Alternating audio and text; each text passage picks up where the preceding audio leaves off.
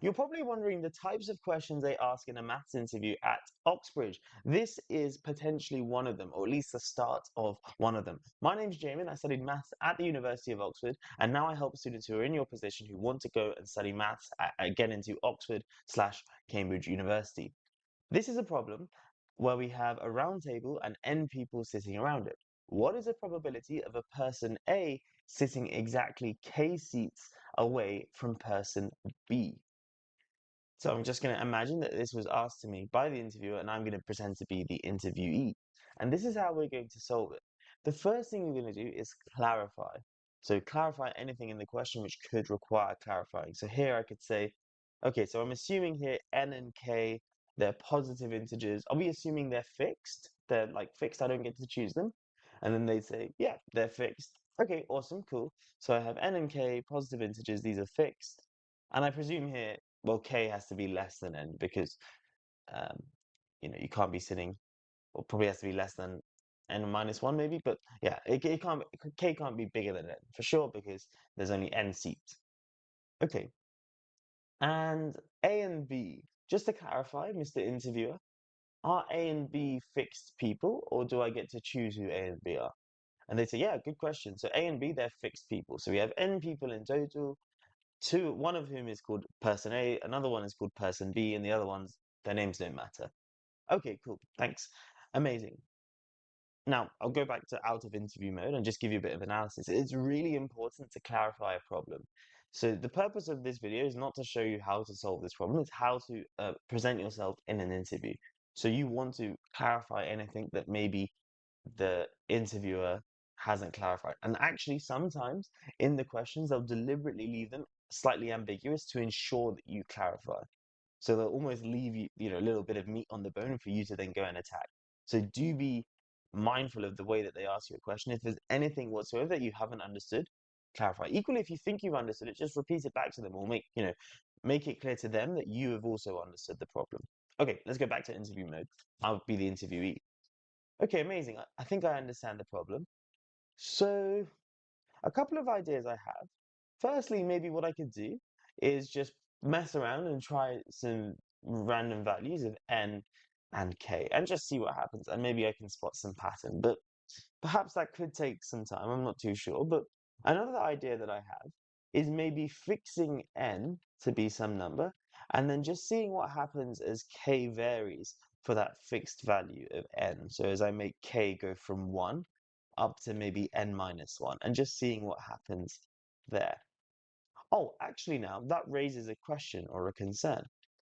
What if, Mr. Interviewer, we had our circular table here, and let's say we had 5 people. Let's say A was there, someone was there, someone was there, B was there, and someone was there. So we've got 5 people in total. Would I say that A and B are 2 seats away from each other, or would I say that they're 3 seats away from each other? And the interviewer would say, well, it depends on what they say, but let's just assume that the interviewer says, actually, what we're going to do is we're going to consider both of those to be true. So we can say in this situation, it's true to say that A and B are 2 seats away from each other, but it's also true to say that they are 3 seats away from each other. Okay, thank you, Mr. Interviewer. Thanks for clarifying. So notice that as you go deeper and deeper into the problem, you might actually discover some kind of things that maybe you actually haven't anticipated at the start. So again, feel free to clarify them. It is a conversation. It's not just them asking you a question and you have to answer straight away. Okay, cool. So that could be both two people, A and B, sitting 2 seats away from each other, but also 3 seats away from each other. Okay, cool. So the way I'm thinking about this is actually to use the latter method that I said, where we're going to fix n and vary k. And now what I'm going to do is imagine seating person A randomly in one of the seats. Now it doesn't actually matter really where they sit, so I'm just going to assume they sit at the head of the table here. Because if they, let's say, instead sat over here somewhere, I could just rotate the table or rotate how I'm looking at the table because it's circular. I can just assume they've sat here at the top of the table. Now, let's say k is 1, for example. What is the probability that B sits exactly 1 seat away from person A? Well, it can either sit here or it can sit here. Now, what's the probability of that? Well, how many seats are there left? Well, here, if there are n seats in total, but obviously A is occupying one, there's one seat, n minus one seats left, and thus there's a 2 in n minus one chance that B sits one seat away from A. So maybe I should introduce some notation here just to make this clear. So if I say Pnk is the probability that B sits K seats away from A, where n seats total. Okay, so what we've just discovered, therefore, is that Pn of 1 is just simply 2 over n minus 1. Okay, great. Let me maybe scroll down here. What if now we had B was sitting 2 seats away from A? So let's say here or here. Well, the logic is still the same. There's two valid seats that B could sit in, and uh, n minus 1 possible seats for B to sit in, and thus P of n2 would also be 2 over n minus 1, and so on. I can kind of see it's going to be the same for 3, same for 4, and so on. The only time I may have an issue is if, like, I get right to the bottom of the table and there's only one seat there. But that would have to only be if, let's say, there's an even number of seats. So if you think, for example, that if there were 12 seats, and you think about a clock, if A is sitting at 12 and we want B to be sitting like 6 seats away from A, there's only one choice that we could choose B to be sitting in, and it's at 6 o'clock on the clock. So I have to be careful about what happens then, but I think certainly if n is odd, yeah, if n is odd, you'll always be able to pair these points together, like so. And that kind of makes sense because if n is odd and I get rid of this seat, that's n minus 1 seats left, that's an even number. And so these will all come in pairs and I'll have 2 over n minus 1. But if n is even, then n minus 1 will be odd. So I just have to be careful of this. So in general, I can say that P of nk is going to be 2 over n minus 1, unless k is equal to n over 2.